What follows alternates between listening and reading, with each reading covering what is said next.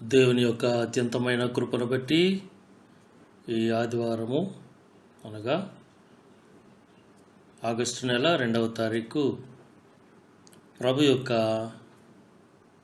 జీవపు మాటలు పంచుకోవటానికి మీతో కలిసి సహవాసం చేయటానికి మన రక్షకుడైన ప్రభు యేసుక్రీస్తు వారు అనుగ్రహించిన గొప్ప అవకాశము తరుణం బట్టి వందనాలు చెల్లిస్తున్నాను.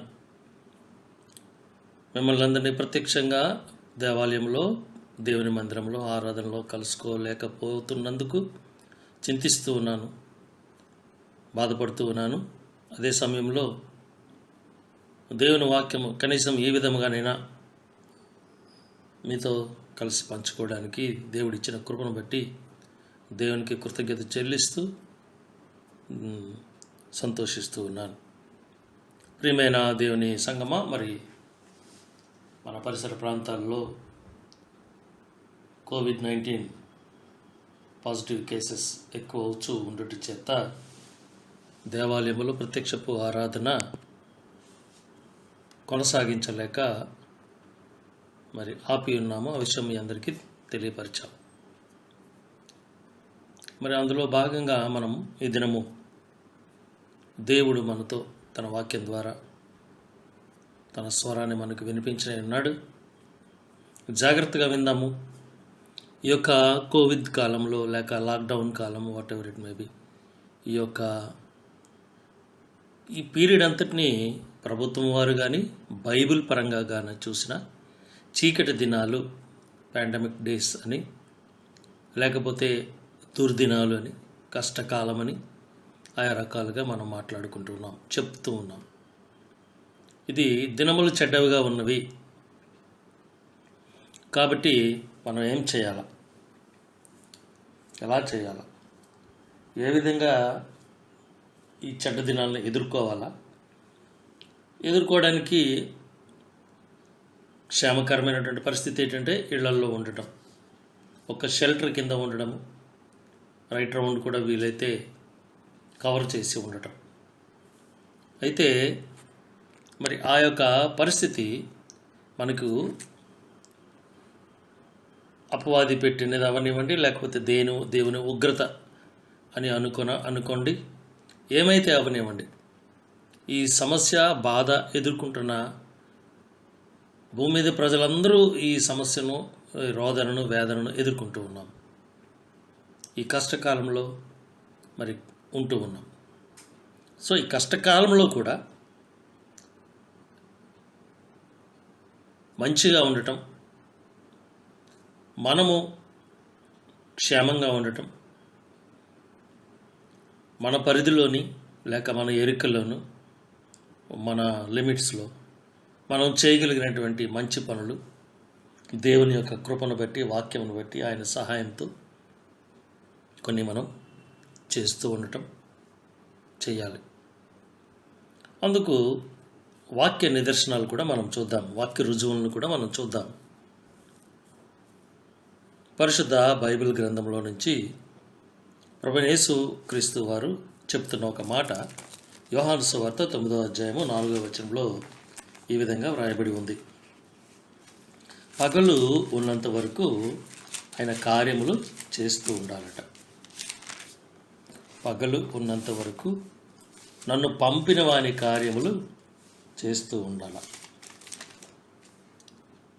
పగలు ఉన్నంత వరకు నన్ను పంపిన వాని క్రియలు మనము చేయించుండవలను. రాత్రి వచ్చిచున్నది, అప్పుడు ఎవడను పని చేయలేడు. రాత్రి వస్తుంది, అప్పుడు ఎవరు పని చేయలేరు. అంటే చీకటి కాలం. చూడండి, క్రైస్తవ సమాజంలో లేకపోతే నీ ఆత్మీయ జీవితంలో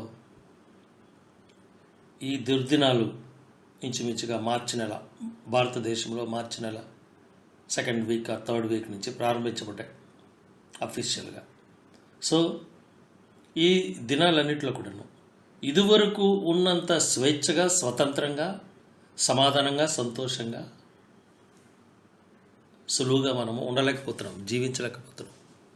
నిర్బంధాలు, చట్టాలు, జాగ్రత్తగా ఆచితూచి వ్యవహరించటం, ప్రయాణం చేయటం, వెళ్ళటం, రావటం, అన్నీ ఒక లిమిటెడ్ టైం,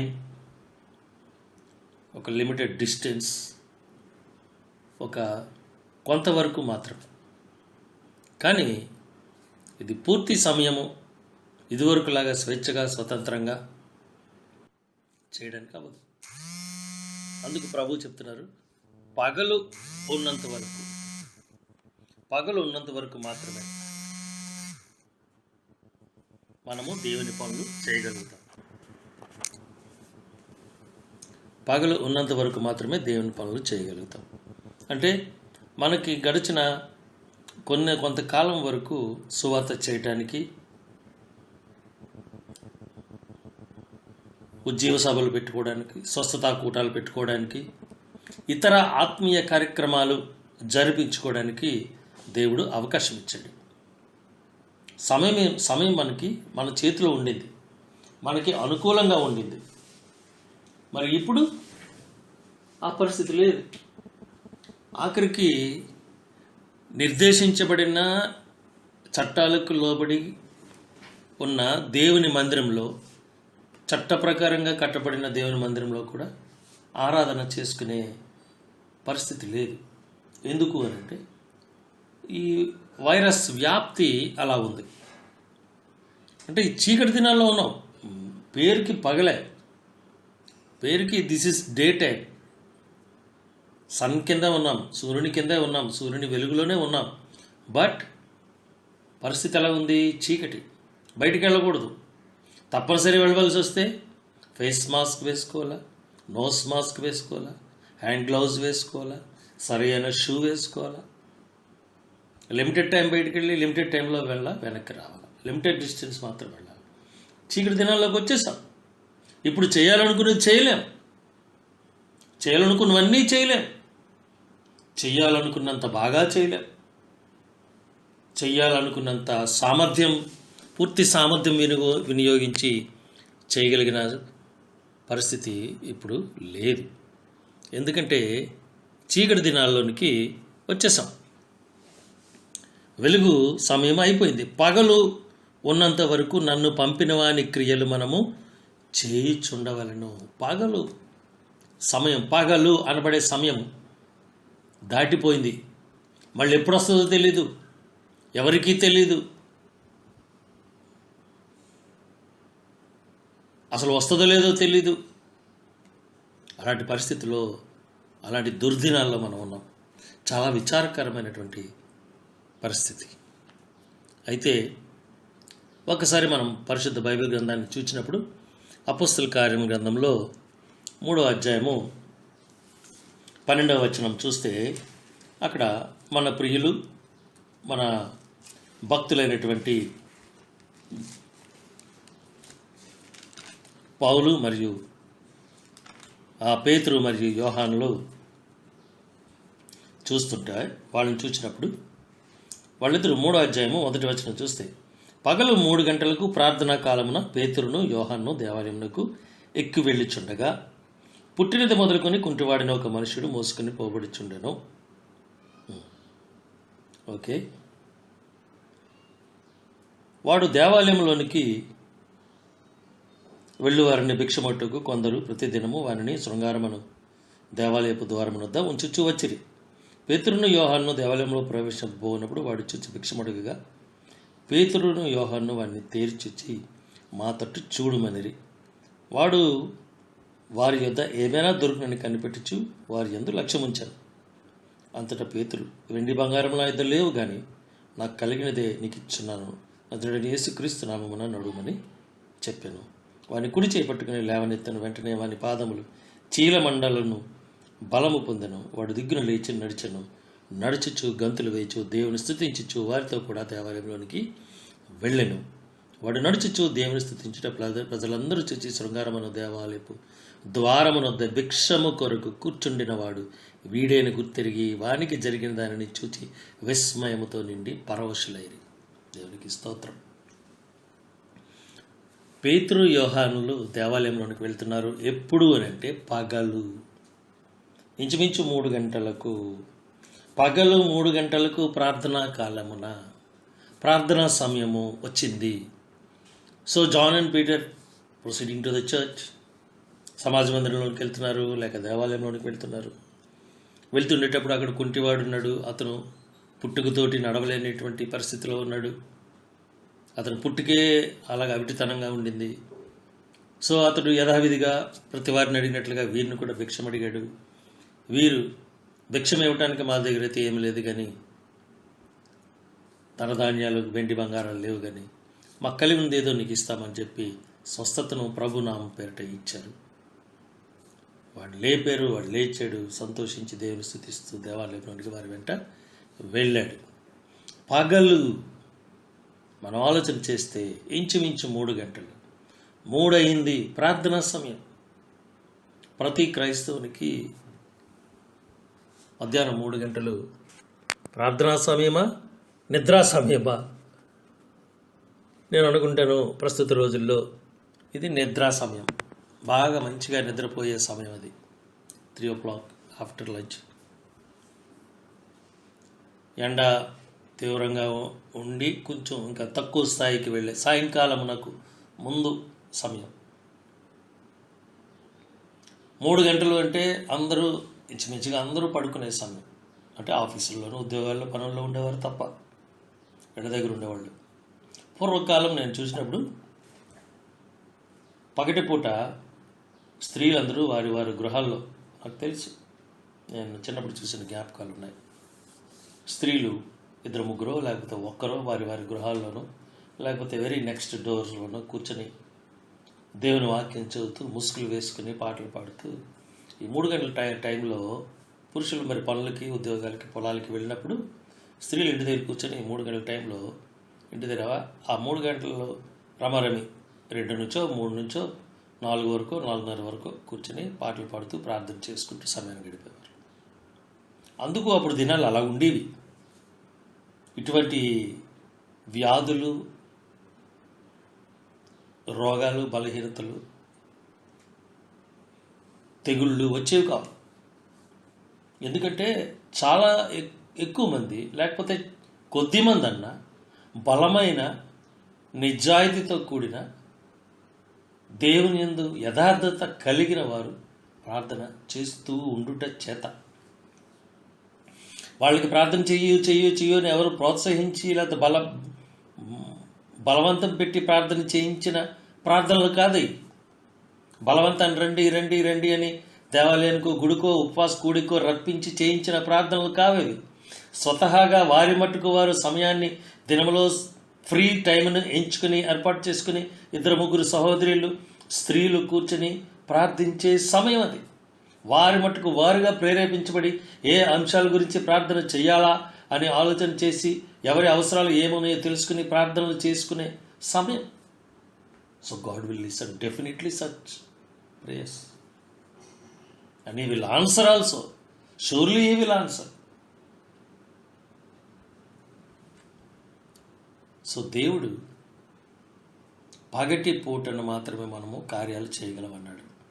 ఇప్పుడు స్త్రీలు, నేను అనుకుంటాను ఆ విధంగా చేసే స్త్రీలు ఇంచుమించుగా లేరని నేను అనుకుంటాను. ఏమో ఉంటే ఉండొచ్చు కాక. ప్రతిదినము లేకపోతే కనీసం వారంలో 2 సార్లు లేక వారంలో 3 సార్లు, ఆల్టర్నేట్ డేస్ అట్లీస్ట్ ఏదైనా, నెలలో ఒక్కసారి స్త్రీల సహవాసమో లేకపోతే ఒక ఫాస్టింగ్ ప్రేయర్ పెట్టి సంఘం అంతటినీ సమకూర్చడం కష్టమే. సంఘస్థులందరూ రావాలి అనుకోవడం దురాశే. సంఘస్థులందరూ వస్తారు అనుకోవడం దురాశే సేవకునికి. కాబట్టి పగలు 3 గంటలకి యోహాను, పేతురు దేవాలయంలోకి వెళ్తున్నప్పుడు గుడ్డివాడు అక్కడున్నాడు. అంతవరకు గుడ్డివాడి జీవితంలో, గుడ్డివాడు ప్రతిరోజు అక్కడ కూర్చొని ఉంటున్నాడు, అందరినీ అడుగుతూ ఉన్నాడు. అందరూ డబ్బు ఇస్తున్నారు, ఆహార పదార్థాలు ఇస్తున్నారు, పళ్ళు కాయ ఏదో వాళ్ళకి తోచింది ఇస్తున్నారేమో, కానీ వీళ్ళు అద్భుతమైనటువంటి సహాయం చేశారు. వీళ్ళు ఇచ్చిన భిక్ష ఒక గొప్పది, వీళ్ళు ఇచ్చిన భిక్ష శ్రేష్టమైనది, వీళ్ళు ఇచ్చిన భిక్ష ఘనమైనది, వీళ్ళు ఇచ్చిన భిక్ష మేలైనది, వీళ్ళు ఇచ్చిన భిక్ష ఇంకెవరూ ఇవ్వలేనిది. అంటే ప్రభు నామం పేరిట వీరు ఆ యొక్క పుట్టుకుంటి వానికి ఇచ్చిన భిక్ష ఎటువంటిది అని అంటే, ఏ మానవుడు ఏ రాజు, ఏ అధికారి, ఏ ప్రభుత్వం ఇవ్వలేనటువంటి భిక్ష పేతురు యోహానులు ప్రభు నామ పేరట ఇవ్వగలిగారు. వాడి జీవితంలో అంతవరకు ఉన్న చీకటి గానవే, వెళ్ళిపోయింది. అతని జీవితంలో ఇక చీకటి లేదు, వెలుగు. అంతవరకు అతని జీవితంలో నడవలేని స్థితి ఉన్నది. వాడు ఎక్కడికి వెళ్ళాలన్నా ఇంకొకరి సహాయం ఉండాల. ఇప్పుడు అక్కర్లేదు. ఇప్పుడు ఇతను ఇంకోళ్ళకి సాయం చేస్తాడు. ఇతడు ప్రభునామమును సువార్తగా చెప్తాడు అంతమందికి, చాలామందికి. ఇతని జీవితంలో ఇప్పుడు చీకటి లేదు, ఓన్లీ వెలుగు. వెలుగును చూచాడు. వెలుగులోనే ఉండటానికి ఇష్టపడుతూ గంతులు వేయచ్చు వారి వెంట దేవాలయంలోనికి వెళ్ళాడు. చూసారా? ప్రార్థన ప్రార్థన ప్రార్థనా సమయం, ఒక నిర్దిష్టమైన సమయం. రోగికి డాక్టర్ గారు చెప్తారు, రోజు 12 అయ్యేటప్పటికి భోజనం చేయాలండి, భోజనం అయిపోయిన వెంటనే ట్యాబ్లెట్స్ వేసుకోవాలండి. షూర్గా మనం పాటిస్తాం. డాక్టర్ గారు చెప్పిన సలహా జబ్బు తగ్గిపోయినంత వరకు ఖచ్చితంగా పాటిస్తాం. అదే ఒక పాస్టర్ గారు రోగిని చూచి ప్రభునామన స్వస్థత ప్రార్థన చేసి, అయ్యా నువ్వు రోజు మధ్యాహ్నం 2 అయ్యేటప్పటికి ఖచ్చితంగా ప్రార్థన చేసుకోవయ్యా, నీకు ఇవ్వబడిన స్వస్థత స్థిరపరచబడుతుంది అని ఒక పాస్టర్ గారు ఒక రోగికి చెప్పారనుకోండి, వింటారండి? ఆ రోగి లేక ఆ విశ్వాసి లేక ఆ క్రైస్తవుడు దాన్ని ఖచ్చితంగా తూచా తప్పకుండా అనుకరిస్తాడా, ఆచరిస్తాడా, పాటిస్తాడా? వింటున్న మీకు ఎవరికైనా కోపం వస్తుందేమో నాకు తెలియదు.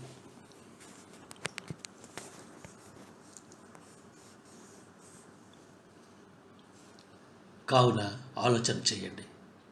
పగలు ఉన్నంత వరకు దేవుని పనులు, ఆయన తండ్రి పంపిన పనులు చెయ్యాలి.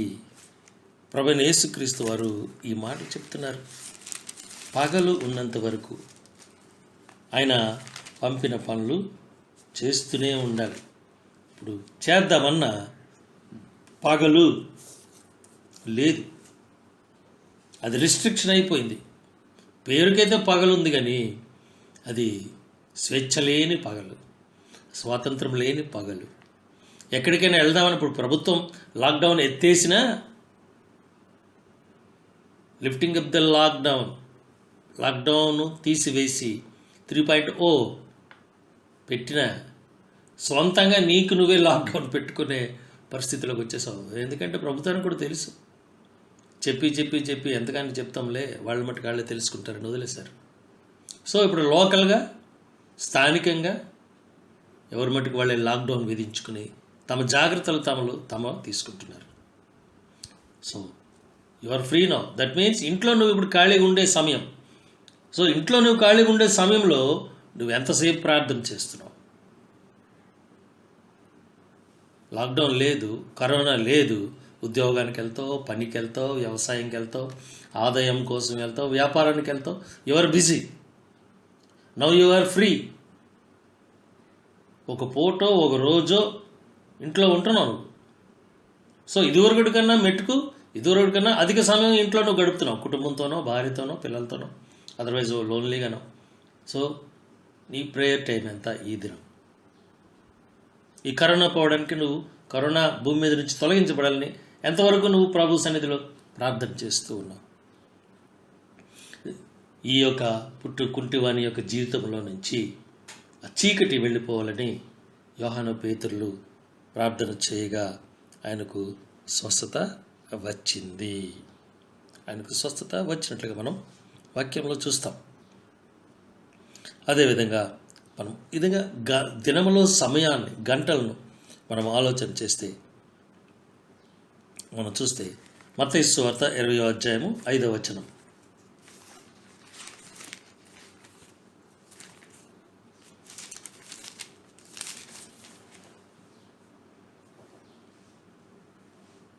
దాదాపు 12 గంటలకును 3 గంటలకును అతడు మరలా వెళ్ళి అలాగే చేశాను. ఎవరు? యజమానుడు. ఏ యజమానుడు? ఒక ద్రాక్ష తోట యజమానుడు. అయితే ఈ మధ్యలో నేను న్యూస్లో చూశాను, సోను సూద్ గారు ఫిల్మ్ యాక్టర్, 3 లక్షల మంది రోజువారీ కార్మికులు ఏదో అటువంటి వారికి అన్ఎంప్లాయ్మెంట్ పోయేలాగా ఏదో తన వంతు సహాయము సహకారము ఏర్పాటు చేశాడని. మరి బైబిల్లో కూడా అటువంటి ఒక ఆయన ఉన్నాడు, ద్రాక్ష తోట యజమానుడు. సో ఆయన ఏం చేశాడు, పొద్దున్న వీధిలోనికి వెళ్ళి కూలి పెట్టుకొనుటకు వెళ్ళి ఆ దినానికి పనివారిని ఏర్పాటు చేసుకుని కొంతమందిని తీసుకుని వచ్చాడు. వాళ్ళందరికీ తోటలో పని చెప్పాడు. ఏమనుకున్నాడు ఏమో, 9 గంటలకి మళ్ళీ ఒకసారి వెళ్ళాడు. అంటే మార్నింగ్ 6కి వెళ్ళాడు, 7కి వెళ్ళాడు, ఇక్కడ రాయబడలేదు. సో వెళ్ళాడు, పొద్దున వెళ్ళాడు అని బైబిల్లో రాయబడి ఉంది. వెళ్ళాడు, తీసుకుని వచ్చాడు. 9 గంటలకు వెళ్ళాడు, మళ్ళా సంత వీధిలో నిలిచి ఉన్న కొందరిని చూచి పనిలోకి తీసుకొని వచ్చి పెట్టాడు. 4వ వచనం చూస్తే, మీరును నా ద్రాక్ష తోటలోనికి వెళ్ళి ఏమి న్యాయమో అది మీకు ఇతరని వారితో చెప్పగా వారు వెళ్ళారు. ఇది 3 గంటలకు వెళ్ళిన వాళ్ళు కొంతమంది. అయిపోయింది. తర్వాత 6వ వచనం చూస్తే, తిరిగి దాదాపు 5 గంటలకు వెళ్ళి మరికొంత నిలిచిండగా చూచి, ఇక్కడ దినమంతా మీరు ఎందుకు ఊరకనే నిలిచున్నారని వారిని అడుగగా వారు, ఎవరునూ మమ్మల్ని కూలికి పెట్టుకోనలేదండి. అందుకు అతడు, మీరును నా ద్రాక్ష తోటలోనికి వెళ్ళడను.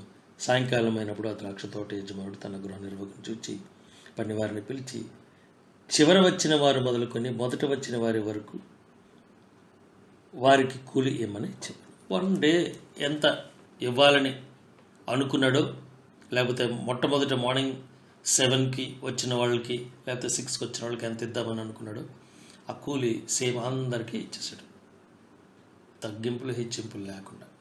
6కి వచ్చినా, 9కి వచ్చినా, 3కి వచ్చినా, 12కి వచ్చినా, 5కి వచ్చినా 1 డే ఫుల్ లేబర్ పేమెంట్ చేశాడు. అఫ్కోర్స్ కొంతమంది అడిగారు. అంటే సమయాన్ని వినియోగించడం ఈ యజమానుడు, ద్రాక్ష తోట యజమానుడు ఖాళీగా ఉన్న మనుషులకు నేర్పిస్తున్నాడు. బాబు, మీరు సమయాన్ని ఈ విధంగా సద్వినియోగం చేసుకోవచ్చు. ఖాళీగా అలాగే వీధిలో నిలబడి, సంత వీధిలో నిలబడి ఎవరైనా మమ్మల్ని పిలిస్తే అప్పుడు వెళ్తాం, లేకపోతే ఇంటికి పోతాం అనుకునే విధంగా ఉండకుండా పనిని వెతుక్కోండి. పని ఎక్కడ ఉందో అక్కడికి వెళ్ళండి. చీకటి ఎక్కడ లేదో అక్కడ నుంచి, చీకటి ఎక్కడ లేదో ఆ స్థలానికి వెళ్ళండి. అంటే వెలుగు ఎక్కడ ఉందో అక్కడికి వెళ్ళండి. చీకటి ఉన్న దగ్గర మీరు ఉండకండి. సంత వీధుల్లో ఏముంది? ప్రస్తుత రోజుల్లో సంత వీధుల్లో ఏమున్నాయి? మనం డిస్టెన్స్ పాటించాలా? ఆ డిస్టెన్స్ పాటించాలి అని అంటే సంత వీధుల్లో సాధ్యమవుతుందా? అవుతుంది, అవ్వపోతుంది. ఎంత జాగ్రత్తగా ఉన్నా వైరస్ ఇన్ఫెక్ట్ అయ్యే అవకాశం ఉంది. అందుకు యజమానుడు చెప్తున్నాడు, కరోనా గురించి కాదు కానీ నేనేం చెప్తున్నానంటే, ద్రాక్ష తోట యజమానుడు ఏం చెప్తున్నాడంటే, పగలు ఉన్నది మీరు వెళ్ళి నా తోటలో పని చేయండి. ప్రభు కూడా చెప్తున్నాడు, నువ్వు ఖాళీగా ఉండే బదులు, ఓ సహోదరి సహోదరుడా, ఇంటి దగ్గర నీవు ఖాళీగా ఉన్నావేమో ప్రస్తుత రోజుల్లో, నీకు తెలిసిన వాళ్ళకి సువార్త చెప్పనన్నా మెల్లిగా.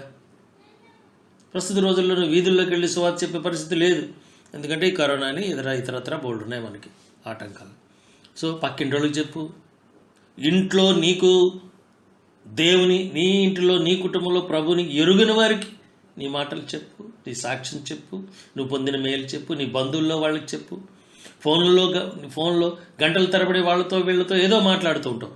దాని బదులు సువార్త మాటలు చెప్పు, ప్రభు మాటలు చెప్పు, నా మాటలు చెప్పు, నా తోట గురించి చెప్పు, నా ఫలాల గురించి చెప్పు, నేను ఇచ్చిన జీవజలం గురించి చెప్పు, జీవజలపు ఊట గురించి చెప్పు, నీవు పొందిన మేలు గురించి చెప్పు. నా తోటలో పని చేయడానికి రా బాబు. ఉదయం నుంచి వాళ్ళు నా పని చేస్తూ ఉన్నారు, నా తోటలో పని చేస్తున్నారు. నేను వెళ్ళి 9 గంటలకు కొంతమందిని పిలుచుకొచ్చాను, 12 గంటలకు కొంతమందిని పిలుచుకొచ్చాను, మధ్యాహ్నం 3 గంటలకు కొంతమందిని పిలుచుకొచ్చాను, ఈవినింగ్ 5 o'clock కూడా మళ్ళీ వెళ్ళి కొంతమందిని పిలుచుకొచ్చాను. అందరూ దేవుని తోటలో పని చేయాలని నేను కోరుకుంటున్నాను అని యజమానుడు చెప్తూ ఉన్నాడు. అందరము ఎంతో కొంత పని చేయాలి. 6 o'clock ముగిస్తారేమో సన్సెట్, 6 o'clock ముగిస్తారేమో అనుకుందాం.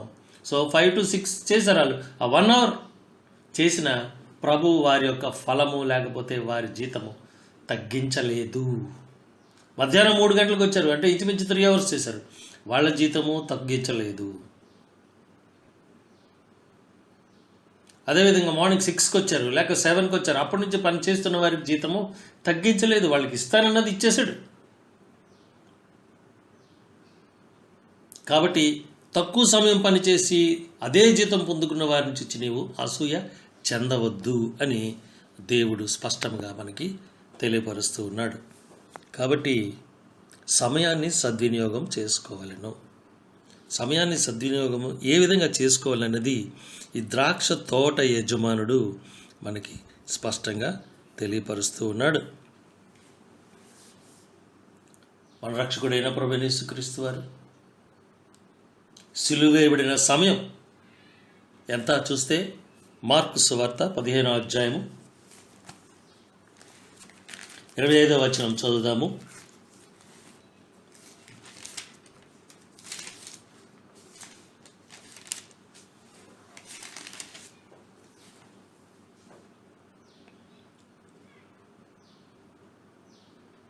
ఆయనను సిలువ వేసినప్పుడు పగలు 9 గంటలాయను. ప్రభువుని సిలువ వేసినప్పుడు ఎంత అయిందంటే టైము 9 గంటలు. 9 గంటల నుంచి ఆయన సిలువ శ్రమను అనుభవిస్తూ ఉన్నారు. మత్తయి సువార్త చూద్దాము 27వ అధ్యాయము 46-45 వచనాలు.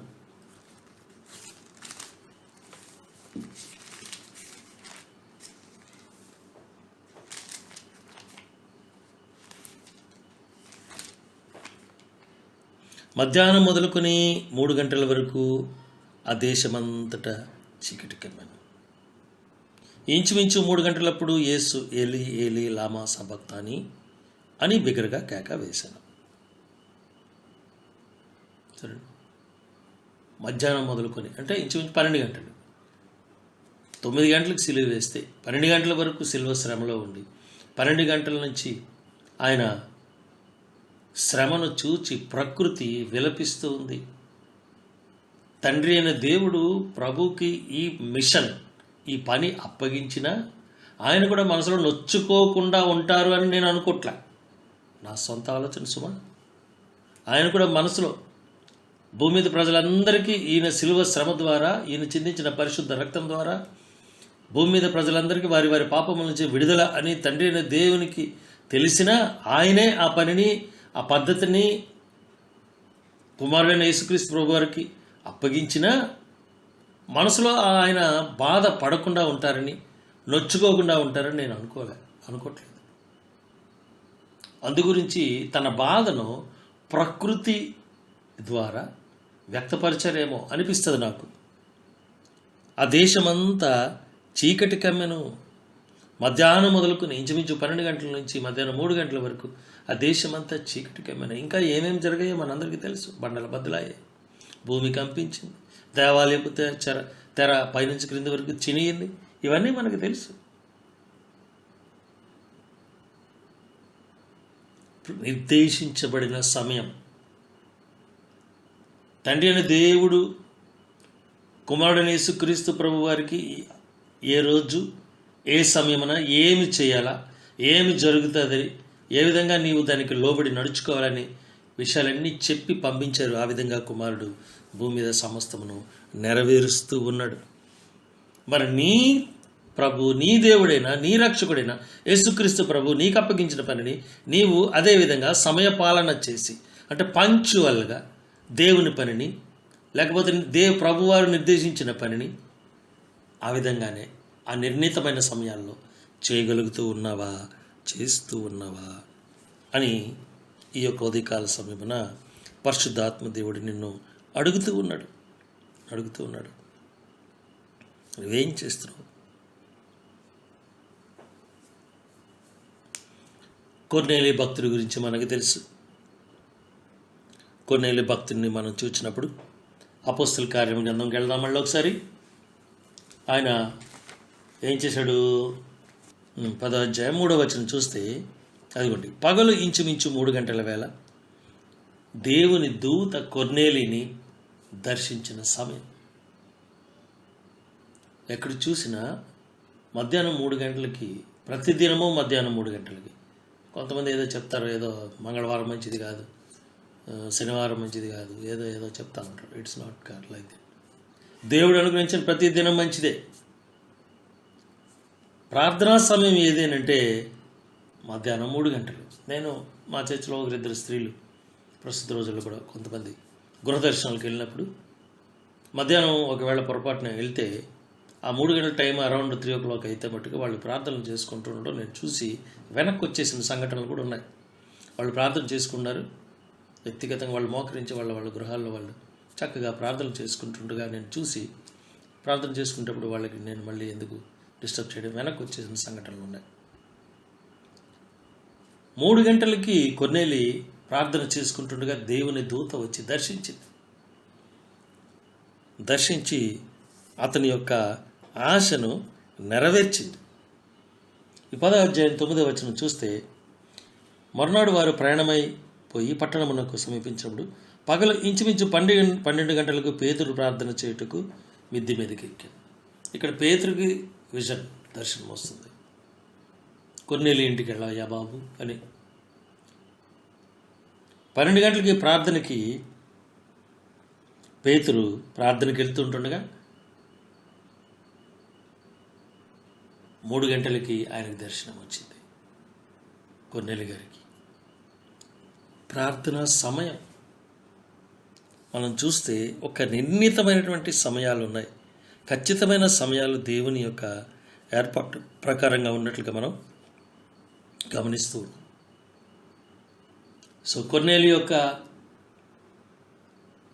కుటుంబం రక్షించబడింది, బాప్తీసంలోనికి నడిపించబడింది, దేవుని యందు బలపడింది. ఎలాగను అంటే ప్రార్థన. కొర్నేలి వ్యక్తిగత ప్రార్థన, కుటుంబ ప్రార్థన. ఆయన వ్యక్తిగత ప్రార్థనే కుటుంబాన్ని రక్షించింది. వారి కుటుంబ ప్రార్థన దేవుని దగ్గరికి వెళ్ళింది. పేతురు గారికి సూచనలు ఇవ్వబడ్డాయి. పేతురు దేవుడు చిత్తము చొప్పున కొర్నేలి దగ్గరికి వచ్చి బలపరిచాడు. చూసారండి, ఈ సంఘటనలనే మనకు తెలుసు ఎలాగ జరిగినాయో. మనం తరచుగా దేవుని యొక్క వాక్యమును, ఈ భాగాలన్నింటినీ ధ్యానం చేస్తున్నాం. ఈ చీకటి దినాల్లో ఉన్నాం మనము. క్రైస్తవుడా, చీకటి దినంలో మనం ఉన్నాం. మనందరికీ ప్రార్థనా సమయం ఏమిటి అని మనం ప్రశ్నించుకోవాల్సిన పరిస్థితి ఉంది. యోహాను సువార్త 4వ అధ్యాయం 6వ వచనం చూచినా సరే, అక్కడ ఒక స్త్రీ ఉంది, సమరయ స్త్రీ. ప్రభు ఆమెను దర్శించిన సమయం చూద్దాము. 6వ వచనం, అక్కడ యాకోబు బావి ఉండెను గనుక యేసు ప్రయాణము వలన అలసియున్న రీతినే ఆ బావి యొద్ద కూర్చుండెను. అప్పటికి ఇంచుమించు 12 గంటలాయను. ఎంతైందండి? 12 అయింది. టైం ఎంత? 12 o'clock. 12 గంటలైంది. అక్కడికి ప్రభువారు ప్రయాణము చేత అలసిపోయినట్లుగానే, అలసి ఉంటారేమో, ఇక్కడ ఏమని రాయబడి ఉందంటే, ప్రయాణము వలన అలసియున్న రీతినే, ప్రయాణం చేసి ఉండటం చేత అలసి ఎలా కూర్చుంటారో ఆ విధంగానే ప్రభువారు కూడా ఆ యాకోబు బావి దగ్గర కూర్చున్నారు. అక్కడికి ఆ సమరయ స్త్రీ నీళ్లు చదువుకోవడానికి వచ్చింది. వచ్చి ప్రభు రాగానే ఆమె నీళ్ళు అడిగారు. వాళ్ళిద్దరి మధ్యన జరిగిన సంభాషణ ఏంటో మనకు తెలుసు. సో ఆమె పాపములన్నీ ప్రభువు చెప్పేటప్పటికి ఆమె దబాయించలేదు, వేరే రీతిగా ప్రభు మీద తిరుగుబాటు చేయలేదు, లేకపోతే నిర్లక్ష్యంతో వ్యవహరించలేదు. కానీ తన తప్పులు పాపములు ఒప్పుకుంది. ప్రభు చెప్పారు, నువ్వు నాకు నీళ్ళు ఇవ్వడం సరే, నేనిచ్చి నీళ్లు తాగితే నువ్వెన్నడూ తప్పికొనవు.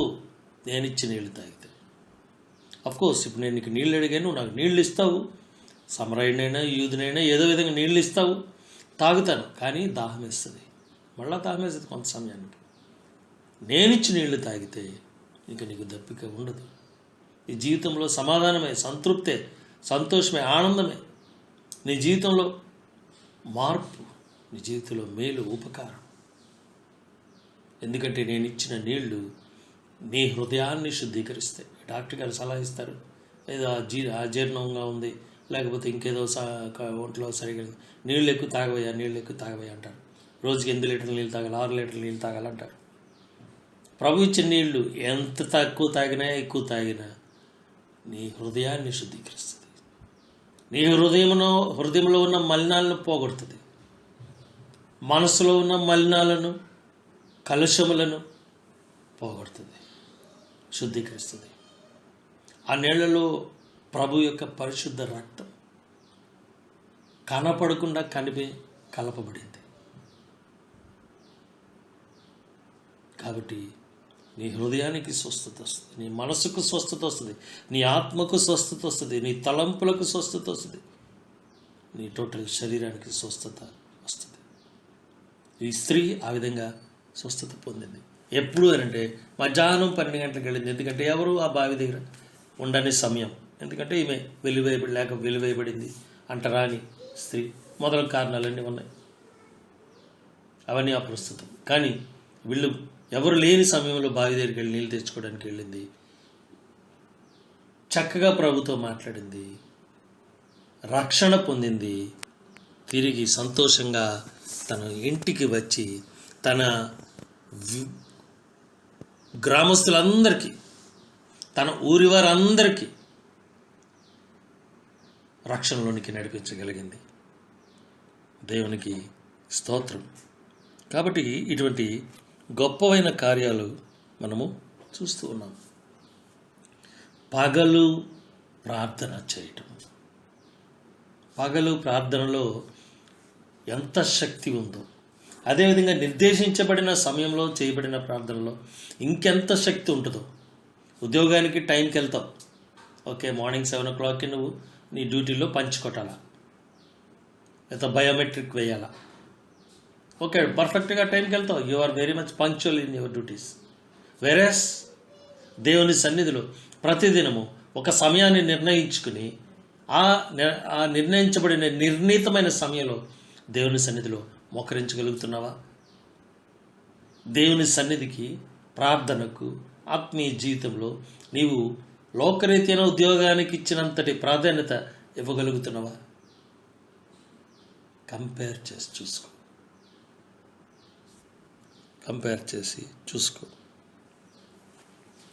మత్తయి సువార్త 26వ అధ్యాయం 18వ వచనం చూస్తే ఒక ప్రత్యేకమైన అనుభవం మనం అక్కడ చూస్తాం. ఒక సంఘటన కనబడుతుంది. 26వ అధ్యాయము మత్తయి సువార్త. అందుకైనా మీరు పట్టణమందున్న ఫలాని మనుష్యుని యొద్దకు వెళ్ళి, నా కాలము సమీపమై ఉన్నది, నా శిష్యులతో కూడా నీ ఇంట పస్కాను ఆచరించదనని బోధకుడు చెప్పుచున్నాడని అతనితో చెప్పుడనెను. నా కాలము సమీపమైంది, నా శిష్యులతో కలిసి నేను మీ ఇంట పస్కాను ఆచరించదనని బోధకుడు చెప్పుచున్నాడు అని అతడితో చెప్పాడు. 19వ వచనం. యేసు తమకు ఆజ్ఞాపించిన ప్రకారం శిష్యులు పస్కాను సిద్ధపరిచిరి. సాయంకాలం అయినప్పుడు ఆయన 12 మంది శిష్యులతో కూడా భోజనమునకు కూర్చుండెను. సో నా టైం దగ్గర పడిపోతుంది. ప్రభు చీకటిలోకి ప్రవేశించవలసిన సమయం వస్తుంది. ప్రభు చీకటిలోకి వెళ్తే ఆ ప్రదేశం అంతా వెలుగు వస్తుంది. అంతే తప్ప ప్రభు చీకటిలోకి వెళ్తే ప్రభు చీకటిలో ఉండిపోతారని కాదు అర్థం. ప్రభుని పట్టుకోవడం, బంధించినప్పుడు రాత్రి ఎప్పుడు బంధించారు? ప్రార్థనలో ప్రభు ఉండేటప్పుడు. పస్కాను ఆచరించడానికి ప్రభు మళ్ళీ ఎప్పుడు వచ్చారు? సాయంకాలం వచ్చారు. పగలు శిష్యులు వెళ్ళి ఆ మేడగదిలో అన్ని చక్కగా భోజన పదార్థాలన్నీ సిద్ధపరిచారు. సాయంకాలం అయినప్పుడు ప్రభు వచ్చారు. వచ్చి శిష్యులతో సహా భోజనము చేసినట్లుగా మనం వాక్యంలో చూస్తూ ఉన్నాం. నా సమయము అయిపోతూ ఉంది కాబట్టి మీరు వెళ్ళి మనం పస్కాను ఆచరించడానికి అన్ని ఏర్పాట్లు చేయండి అని ప్రభు చెప్పి పంపినట్లుగా మనం చూస్తాం. 45వ వచనం కూడా చూద్దాము. అప్పుడైనా తన శిష్యులు ఎదుగు వచ్చి, ఇక్కడ నిద్రపోయి అలసట తీర్చుకోండి, ఇదిగో ఆ గడియ వచ్చి ఉన్నది. ఏమైంది? ప్రభు గెత్సెమనే తోటలోనికి వెళ్ళారు. అక్కడ ప్రార్థన చేసుకుంటున్నారు. ప్రార్థన చేసుకుంటుండగా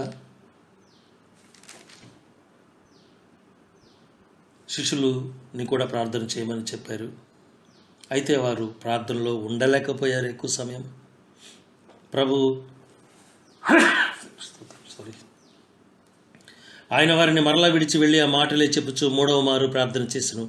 అప్పుడు ఆయన తన శిష్యులు ఎదుగు వచ్చి, ఇక నిద్రపోయి అలసట తీర్చుకోండి, ఇదిగో ఆ గడియ వచ్చినది, మనుష్య కుమారుడు పాపుల చేతికి అప్పగించబడుచున్నాడు. మనుష్య కుమారుడు పాపుల చేతికి అప్పగింపబడే సమయము వచ్చింది. సరే, మనుష్య కుమారుడు పాపుల చేతికి అప్పగించబడే సమయం వచ్చింది. ఎలాంటి గడియ వచ్చింది? ఎలాంటి టైం వచ్చింది? ఉదయకాలం 6, తర్వాత గంటలు 9, తర్వాత 12, తర్వాత మధ్యాహ్నం 3. దేవుని ప్రభు పాపుల చేతికి అప్పగించబడే సమయము వచ్చేసింది. చూసారా? మన పాపాల కొరకు మన రక్షకుడైన ప్రభువైన యేసుక్రీస్తు అప్పగించబడుతున్నాడు శిలువ మరణంకి. యోహాను సువార్త 12వ అధ్యాయం 23వ వచనం చూస్తే ఇక్కడ గోధుమ గింజ చావవలసి ఉన్నదని చెప్పారు. అందుకు యేసు వారితో ఇట్లనెను, మనిషి కుమారుడు మహిమ పొందవలసిన గడియ వచ్చి ఉన్నది. గోధుమ గింజ భూమిలో పడి చావకుండిన ఎడల అది ఒంటిగానే ఉండును, అది చచ్చిన ఎడల విస్తారముగా ఫలించి. అంటే ప్రభు మరణం కూడా మనం ఫలించడానికి, నేను ఫలించడానికి, నువ్వు ఫలించడానికి. ఆయన పునరుద్ధానమే, మరణమే మనం ఫలించేదైతే పునరుద్ధానం ఇంకెంత శక్తినిస్తుందో. మన పాపాలన్నింటినీ తీసుకుని వెళ్ళిపోయి ఆయన భూమిలో పాతి పెట్టేశారు, లయం చేశారు. ఇప్పుడు ఆయన నూతన శక్తితో పునరుద్ధానుడే వస్తున్నారు. ఆ శక్తిని మనకు కూడా పనిచేస్తున్నారని చెప్తున్నారు. సో మనం సిద్ధపడి ఉండాలా, మనం సిద్ధంగా ఉండాలా. ప్రభు చెప్పిన సిద్ధపాటులోకి మనం ఉండాలా. మన సిద్ధపాటు ఎలాగ ఉండాలంటే ఏదో మనకి మనంగా సిద్ధపడిపోయాం అనుకుంటే కాదు. మనం సిద్ధపడి ఉన్నామని ప్రభువు తలంచగలిగి ఉండాలా, ప్రభు గ్రహించగలిగి ఉండాలా, ప్రభు తెలుసుకోగలిగి ఉండాలా. అంటే ప్రభు చూడగలిగి ఉండాలా మన సిద్ధపాటుని. నా కుమారుడు సిద్ధపడి ఉన్నాడు, నేను ఎప్పుడు పిలిచినా నా రాజ్యములో ప్రవేశించడానికి సిద్ధంగా ఉన్నాడు. ప్రభు పిలుపు వస్తే ఎవడైనా వెళ్ళిపోతాడు, ఎవరైనా వెళ్ళిపోవలసిందే. స్త్రీలు కానీ, పురుషులు కానీ, పెద్దలు కానీ, పిల్లలు కానీ ప్రభు పిలుపు వస్తే వెళ్ళిపోవలసిందే. అయితే ఎక్కడికి వెళ్తాం? ఎక్కడికి వెళ్తాం? మన గమ్యం ఏంటి? దేవుని రాజ్యం, పరలోక రాజ్యం.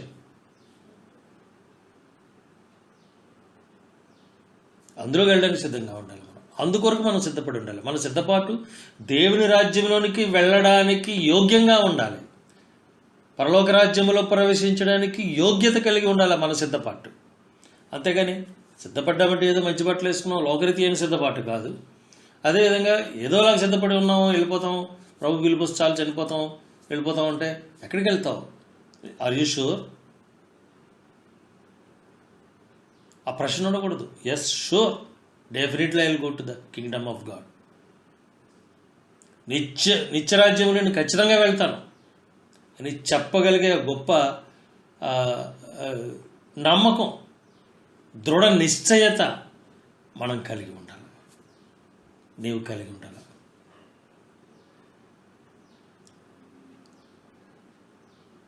ఒక రాజు యవనస్తుడిని మనం చూద్దాము. దానియేలు గ్రంథంలో చూస్తే దానియేలు రాజుగారిని సమయం అడుగుతున్నాడట. ఎందుకొరకు? తన కళకు తగిన భావం చెప్పాలంటే రాజు తాలూకా పరిస్థితి ఏంటో ఆయనకి తెలియపరచడానికి. చూడండి ఒకసారి దానియేలు గ్రంథము 2వ అధ్యాయం 16వ వచనం చూస్తే, అప్పుడు దానియేలు రాజసన్నిధికి పోయి స్వప్నభావమును తెలియచెప్పుటకై తనకు సమయము దయచేయమని రాజును బతిమాలాను. ఇంకా కొంచెం నాకు టైం కావాలా, ఎందుకంటే నేను ప్రార్థన చేసుకోవాలా. నా దేవుడు నాకు విశదపరిచేది మాత్రమే నేను నీకు చెప్పగలను. కాబట్టి నాకు సమయం కావాలని దానియేలు రాజును అడుగుతూ ఉన్నాడు. సమయం తీసుకుని వచ్చి తన స్నేహితులతో చెప్పి అందరూ కలిసి ప్రార్థించినట్లుగా మనం చూస్తాం. కాబట్టి నీకు సమయం అడగకుండానే దేవుడు ఇచ్చాడు.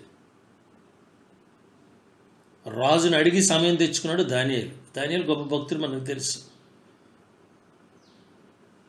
రాజుని అడిగి సమయం తెచ్చుకున్నాడు, ఎక్స్టెన్షన్ చేయించుకున్నాడు.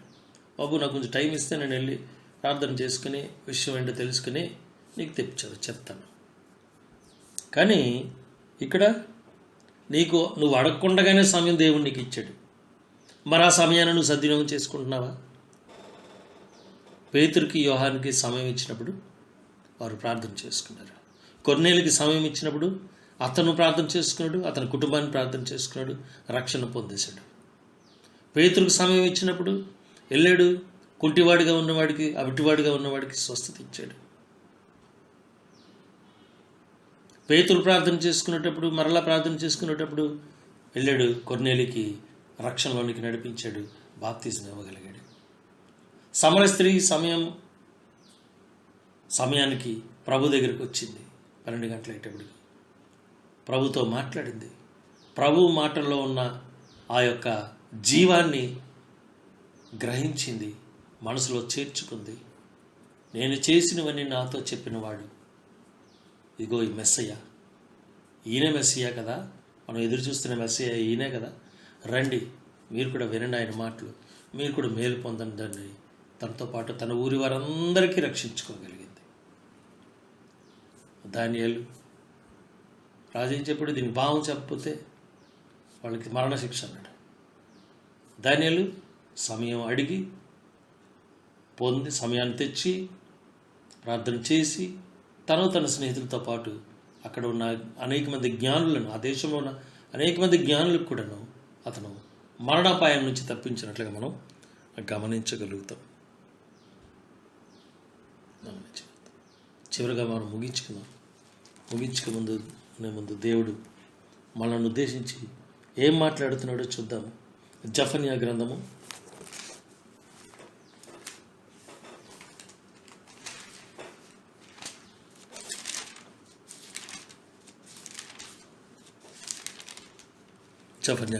2వ అధ్యాయము 1వ వచనం చూస్తే, దయచేసి అనేదా భావించకండి, దేవుని వాక్యం మనం ధ్యానం చేస్తున్నాం. 2వ అధ్యాయం 1వ వచనం, సిగ్గుమాలిన జనులారా కూడి రండి, పొట్టు గాలికి ఎగురున్నట్లు సమయము గతించుచున్నది. సమయం ఎలాగ వెళ్ళిపోతుంది? గాలేస్తే పొట్టు ధూళి ఎలాగ లేచిపోతుందో, పొట్టు ధూళి వలె ఎలాగ లేచిపోయి వెళ్ళిపోతుందో, ఎక్కడికో వెళ్ళి పడుతుంది, ఎటు వెళ్ళి పడుతుందో తెలియదు, ఏ దిక్కున వెళ్ళి పడుతుందో తెలియదు, ఎక్కడ పడిపోతుందో తెలియదు. మీకు సమయం ఇవ్వబడుతుంది, మీరు అడగకుండగానే సమయం ఇవ్వబడుతుంది. మీకు నచ్చిన సమయం ఎంచుకునే అవకాశం, స్వేచ్ఛ, స్వాతంత్రం నేను మీకు ఇచ్చాను. అయినా మీరు సమయాన్ని సద్వినియోగం చేసుకోవట్లేదు. అందుకు దేవుడు విసిగిపోయి చెప్తున్నాడు, తండ్రి అయిన దేవుడు, సిగ్గుమాలిన జనులారా కూడి రండి, పొట్టు గాలికి ఎగురున్నట్లు సమయము గతించిపోవచ్చు అన్నది. మనం అనుకుంటున్నాం ఈ ఈ ఈ పాండమిక్ డేస్, అంటే ఈ కరోనా డేస్ అన్నీ కూడాను మన అందరికీ చాలా ఇబ్బంది కలిగించేవే, నాకు కూడా. కానీ మనం ప్రార్థన చేసుకునే సమయం దేవుడు ఇచ్చాడని గ్రహించుకోవాలి. దానిలో ఉన్న మర్మము, సత్యము మన క్రైస్తవులందరూ అత్యధిక సమయం ప్రార్థనలో గడపాలని, సేవకులైన వారందరూ అత్యధిక సమయం ప్రార్థనలో గడపాలని ఆయన ఇచ్చిన సమయం అని మనం గుర్తించాలి. We have to recognize or realize that God is given this much of time to spend all of us in his presence. అది మనం ఇక మీదట చేయవలసి. ఇంతవరకు చేస్తున్న వారిని బట్టి దేవునికి వందనాలు, స్తోత్రములు. చేయలేని వారు ఈ రోజు నుంచే ప్రారంభించండి, ఎక్కడి నుంచైనా ప్రారంభించండి. Spend more time in a day, spend more time in the presence of God. దేవుని సన్నిధిలో ఎక్కువ సమయం గడపండి, అది కూడా ప్రార్థనలో గడపండి. నువ్వు విజ్ఞాపన చేయడానికి బోల్డ్ సమస్యలు ఉన్నాయి. ఓన్లీ నీ వ్యక్తిగతం, ఓన్లీ నీ కుటుంబ అవసరాలు అనుకోవద్దు. దేశం చుట్టూరు, దేశం వెలుపల, లోపల, అంతర్జాతీయంగా, నీ సరౌండింగ్స్లో, నీ పొరుగు వాళ్ళ దగ్గర so many problems are there. So many people are suffering without knowing about Jesus Christ. ప్రభు గురించి తెలియక అనేక మంది వారి జీవితాల్లో చాలా మేలులు, ఉపకారాలు కోల్పోతూ ఉన్నారు. వారి కొరకు ప్రార్థించి, నువ్వు పొందేవేమో చాలా మేలు, ఉపకారాలు ప్రభు వలన, మంచిది. కానీ పొందని వారు అనేక మంది ఉన్నారు. వారి కొరకు ప్రార్థించి, అది నీకు ఆశీర్వాదకరం, మేలుకరం. యెరూషలేము కొరకు ప్రార్థన చేయి, అది నీకు ఆశీర్వాదం, మేలుకరం. వాక్యంలో చెప్పని రీతిగా. కాబట్టి నీ సమయం ఏంటి? నీవు దేవునితో గడిపే సమయం ఏంటి? 3 గంటల, 6 గంటల, ఉదయం morning 6 o'clock or 9 o'clock or noon 12 o'clock or మధ్యాహ్నం 3 o'clock? ఏ టైంలో నువ్వు ప్రార్థన చేస్తావు? ఆయా నిర్దేశించబడిన సమయాల్లో ప్రార్థన చేసి మేలు పొందిన మనం కొంతమందిని చూచాం, ఇంకా చాలామంది ఉన్నారు. But what about you? అసలు ఈ కష్టకాలం గడిచిపోతే దేవునితో సమయం గడపడానికి నీకు టైం ఉండదు, అది గుర్తెట్టుకో. అఫ్కోర్స్ దేవుని కృప బట్టి, దేవుని చిత్తం చొప్పున ఈ ప్రపంచం మీద నుంచి, లేకపోతే ఈ వైరస్ టోటల్గా తొలగించబడింది అనుకో, ఈ సెలవు దినాలన్నీ రికవర్ చేయడానికి నీ యజమానుడు, నీ మేనేజ్మెంట్, నీ ఆఫీస్ నిన్ను ఎక్కువ సమయం పనిచేయమని చెప్తుంది. పనిచేయమని అడుగుతారు, చెయ్యాలి కూడా, తప్పదు. అటువంటప్పుడు నువ్వు ప్రార్థన చేయడానికి, దేవుని పని చేయడానికి, నీ తండ్రి ఇంటి పనులు, నీ తండ్రి చిత్త ప్రకారం ఆయన పనులు చేయడానికి నీకు సమయం ఉండకపోవచ్చు, ఆల్మోస్ట్ ఉండదు. కేవలం నీ లోకరీతి అనే యజమానుడు, లేకపోతే నీ యొక్క మేనేజ్మెంట్ చెప్పే పనులు మాత్రం చేయడానికి నీకు సమయం నిండిపోతుంది. నీ సమయం అంతా నిండిపోతుంది. ఇంకా నీ కుటుంబ అవసరాలు తీర్చడానికి సమయం కొదువైపోతుంది.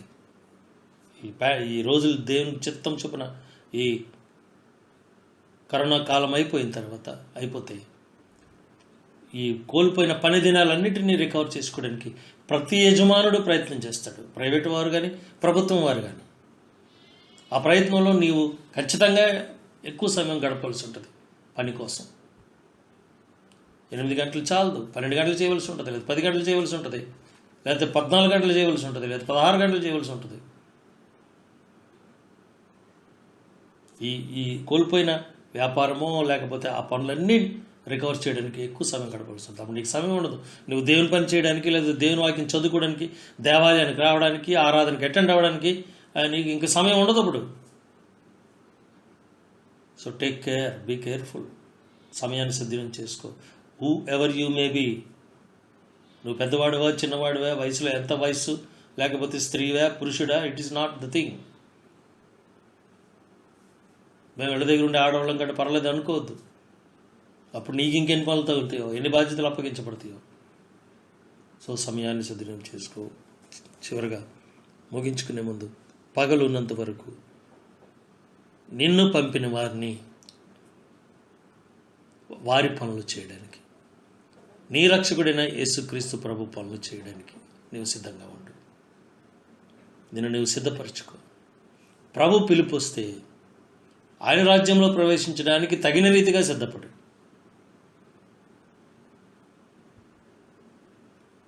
పరిశుద్ధాత్మ దేవుడు మీ హృదయాల్లో ఈ మాటలు ఫలింపు చేసి మీ ఆత్మలకు మేలు కలుగు చేసి అన్ని విషయాల్లో మిమ్మల్ని సిద్ధపరిచి కాపాడునుగాక.